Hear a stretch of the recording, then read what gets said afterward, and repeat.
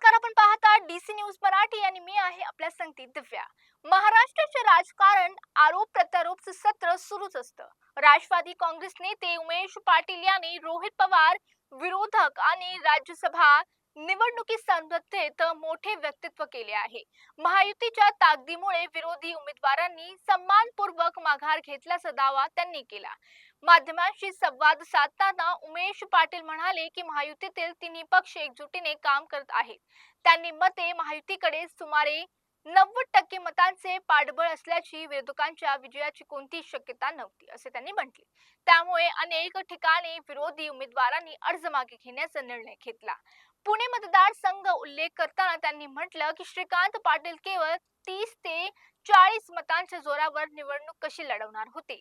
पराभव निश्चित असल्याने त्यांनी सन्मानाने माघार घेतली, हेच योग्य झाले.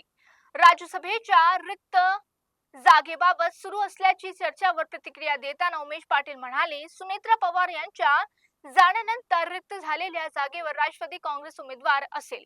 याबाबत पक्षाचे कोर कमिटी बैठक होणार असून अंतिम निर्णय लवकरच जाहीर करण्यात येईल.